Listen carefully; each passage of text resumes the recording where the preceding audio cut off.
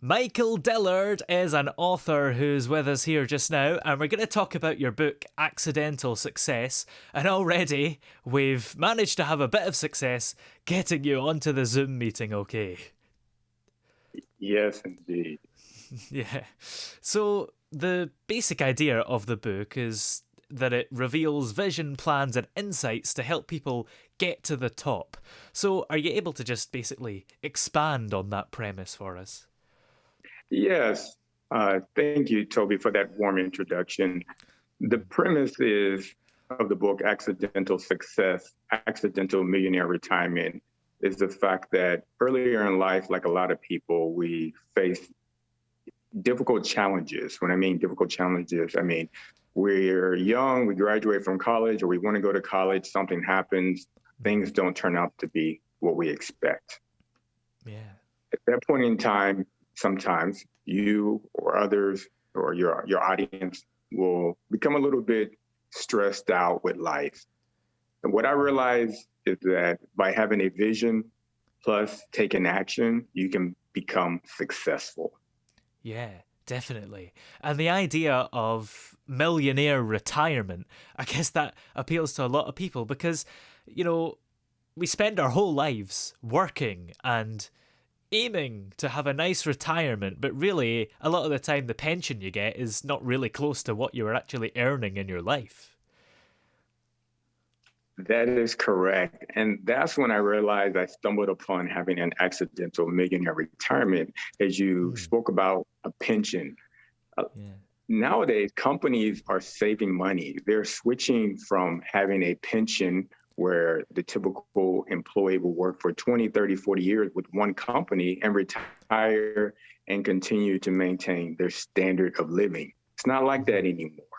Yeah. Employers have introduced what they call a 401k plan or another type of retirement benefit in which the employee is responsible for paying for part of that retirement. However, if you do the calculation, it's not the same. And Mm, what I realized when I was trying to figure out, can I retire early? What is early? Age 52. After 20 years of service, I did the calculation. My pension is probably going to be about 40,000. Well, how much would yeah. I have to save or have in the bank to withdraw $40,000? That total came out to be about 1.2 million. Because if you talk to a personal financial advisor, they will tell you that the average safe withdrawal rate is 4%. In Mhm. order to be able to withdraw 4%, you have to have about 1.2, 1.5 million in the bank. Thus, Wow. I realized I had a equivalent of $1 million pension in Wow. addition to my 401k and my retirement accounts. Yeah. And of course, the other issue is that the pension age that for the one you get from the government is always rising. I don't know how it is in the US, but can't be too different. Yes, it's always rising because of the cost of living allowance. That's another Yeah. benefit is that with the pension, they realize that the cost of living increases because of inflation, and thus you also continue to get a yearly increase because of that. So if you start out with 40,000 and then you get a 3% increase, that's additional 1,200. Yeah. So, what would you say is the main secret to getting $1 million pension, or do we have to read the book to find out? You can read the book to kind of go through my journey, but one Mm. thing you have to realize is that in life, everyone's journey is going to be different. That's what Yeah. I want to specify. And that's why I realize when you have a vision and you take action, the action that you take is going to be different than the action that I take. I'll give you an example. Someone wants to lose 20 pounds, they want to get in shape. Well, some people don't like to walk, while others like to run. Thus, your vision is to get in shape. What's the action that you're going to take? Yeah. One person says they're going to run 10K. Another person says they're just going to get on the bicycle. The journey is different for every person. Yeah, definitely. That's an interesting concept. So, how does your book help people in general then, if everybody's different? How do you manage to cover everyone? By inspiration, in the book, Mm, when you read the book, you'll see that I was unemployed at one point in time before I found success. yeah. There's others who are worse off than I was at that point in time, but there's others who had a job. and still aren't successful. And what the book does is it inspires you and motivates you to take that change, to have a leap of faith, take it and enjoy life on the other side. And once again, that's why I say, have that vision. Do you want to be a famous, broadcaster, broadcasting to millions of people? You do. Okay, what action can you take? Well, you can, record your YouTube videos, your podcast videos. You can go work for a big, large corporation. You have so many things that you can do, and then success will follow if you continue to take those actions. Mm-hmm. Yeah. And the book being called Accidental Success, does success happen a lot by accident when you're not really looking for it? Yeah, that's the irony of it. The success part comes from having the vision to want to be better. Most of the time, you'll find that people who have become successful, they had a vision, but they did not know how it was going to come about. Someone is singing on the side of the road, like Justin Timberlake. He's singing, someone discovers him. All these different people, sports figures, they're sitting there and they are practicing, and then someone discovers them. In my case, I applied for a job in which I had no idea what the benefit was going to be. I became an accidental diplomat because I had my master's degree in accounting. I was applying for overseas jobs. However, what I didn't know is that the job that I applied for was to be a foreign service officer traveling the world. Yeah, definitely. And does success have to be things when you work hard, or could it just be happiness and not in terms of money, I guess, just doing something you love? And that's something that I point out in the book. I point out the fact that happiness is there. The joy is in the journey in life. What makes one person happy might not make the next person happy. That's why when you go to the car lot, they have the car in red, black, blue, gray, because everyone enjoys things differently in life. And sometimes it's not financial. It's the fact of having good health. Yeah, definitely. And on the cover here, it's got a diplomat passport there, and of course, a plane and traveling the world. So I take it those pictures are definitely inspired by your own story. That is correct. I've traveled to Zambia, the Dominican Republic, Afghanistan, South Africa, the Democratic Republic of Congo.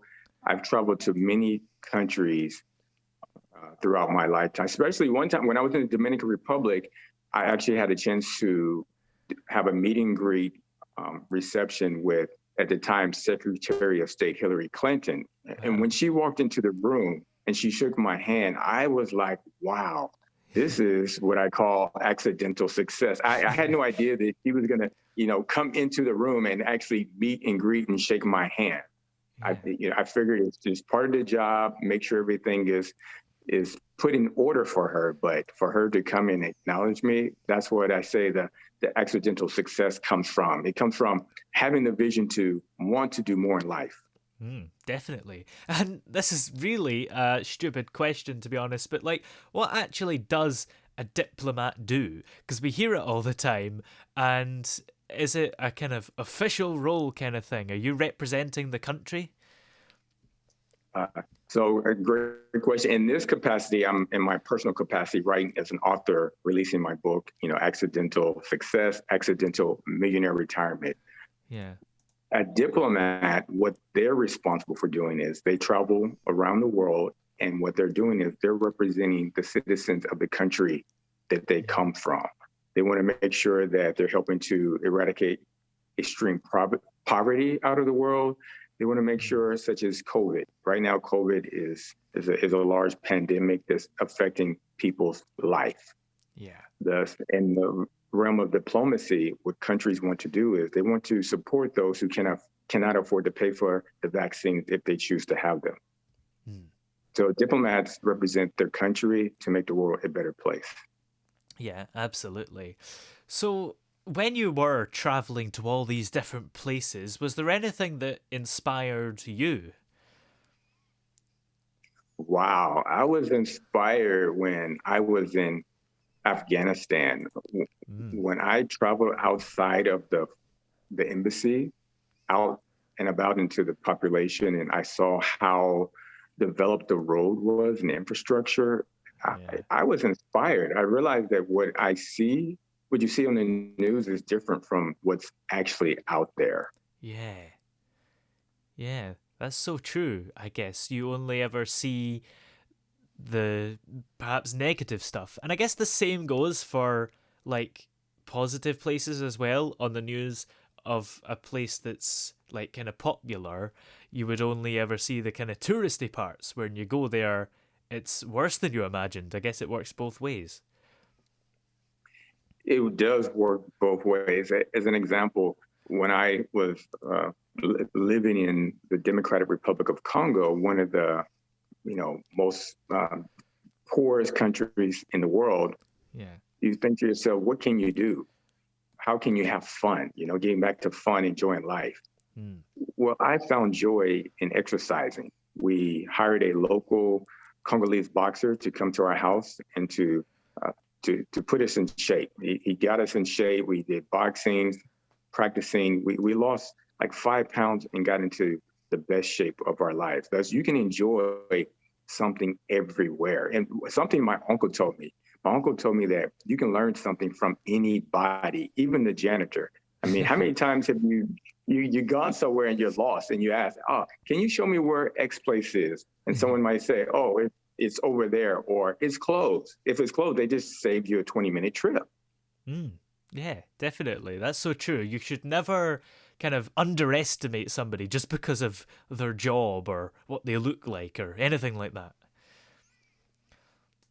Yeah, never. Actually, that's a true. Another story I have for you is I was doing a internship, uh, and a friend of mine was responsible for driving the bus, picking up Yeah. people from the airport because we were studying at Middle Tennessee State University, and at that point in time, they had a music fest that was taking place in Florida. His job was to drive the bus.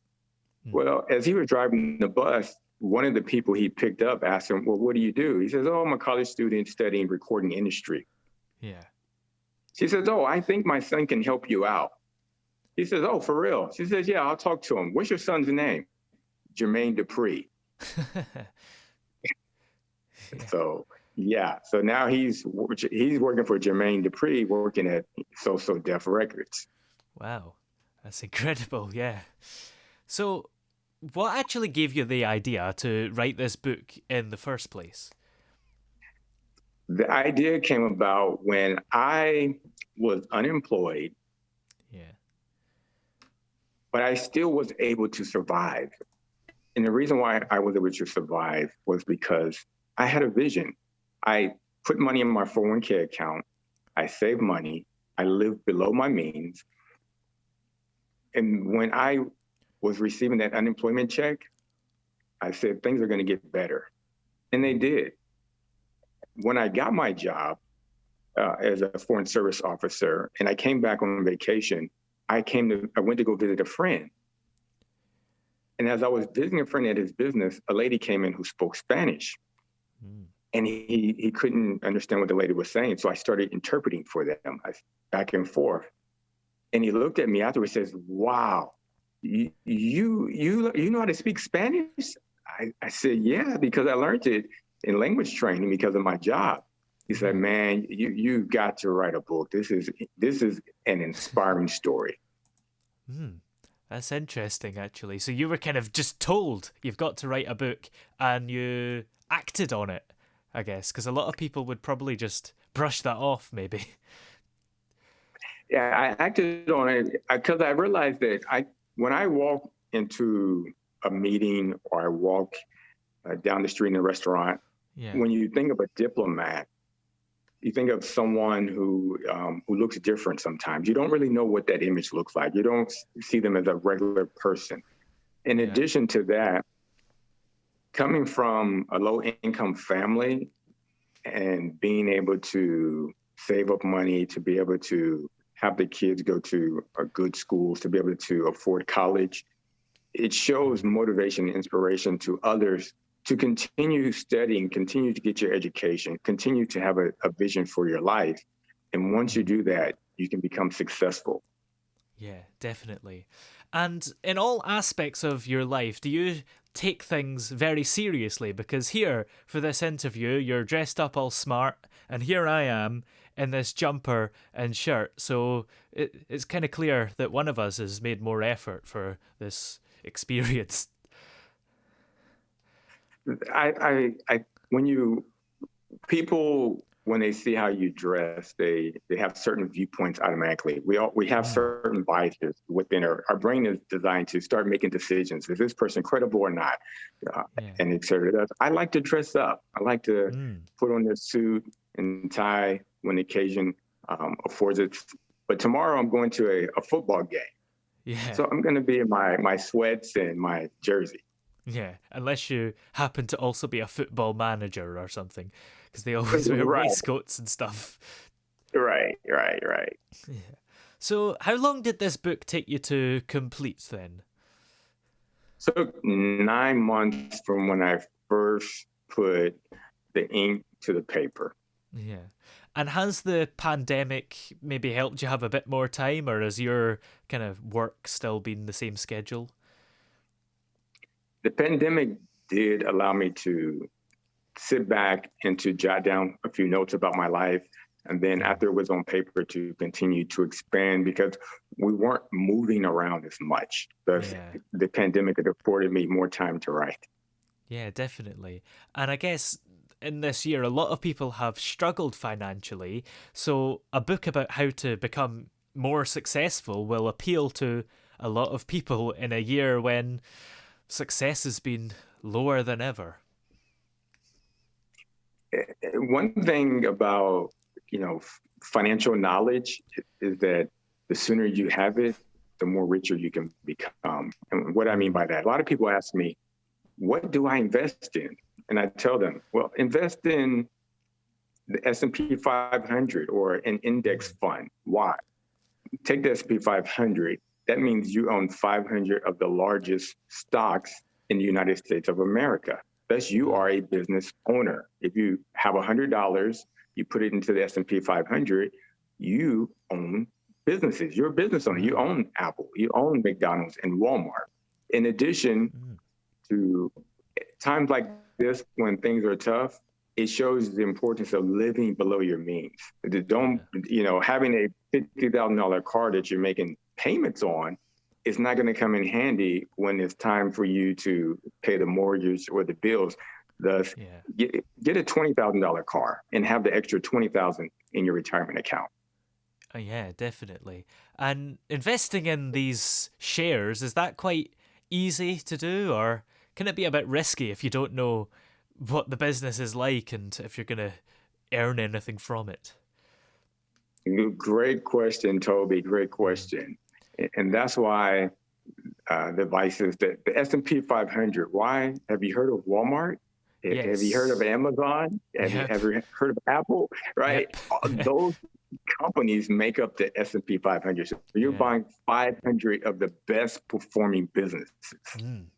Yeah. I don't see Amazon going bust anytime soon. No, not at all. And they're continuing to expand. Yeah, definitely. So, for other people reading this book, if they could take away one thing from it, what would that thing be? The thing would be is fail forward. Why do I say fail forward? In order to succeed in life, you are going to face obstacles. But the difference is once you face that obstacle, you're going to learn how to overcome it. And once you overcome it, you're going to be at a higher level in your life. We start off crawling because that's all we know how to do. Then we learn how to walk, right? We don't give up and say, oh, that's it. No, we say, I want to run next after you fail at crawling. Yeah, definitely. So, when you're not writing books and traveling all over the world, what kind of stuff do you like to spend your time doing?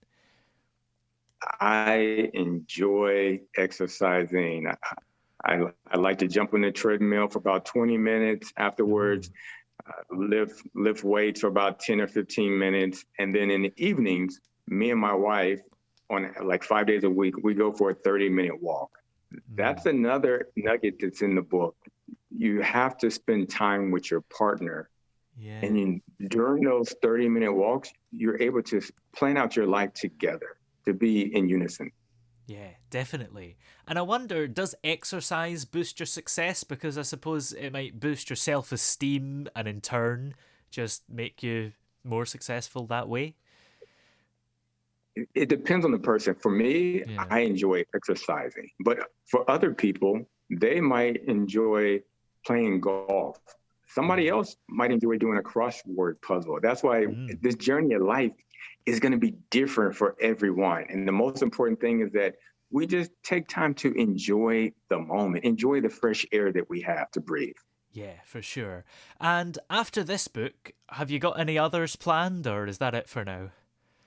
Great question, Toby. I love it. I do. I'm Ah, working on the next book. It's called Generational Wealth for Young Couples. that sounds And exciting. yeah, it's going to be about a few couples who are starting off in life, Yeah. and they're trying to figure out what is money, how to use money, how can they retire like their uncle who retired, at age 60 with two pensions, or their other cousin who owns a business and looks like they're just, having the best time of life because that person invested early and saved up early. Yeah, definitely. Well, in the meantime, where are we able to check out this book, Accidental Success, Accidental Millionaire Retirement?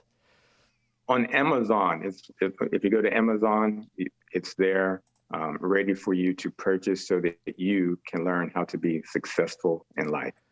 Super. Well, thanks very much for dropping by. It's been great to have you on the show today. My pleasure, Toby. Thank you. Wonderful interview. I enjoy watching you.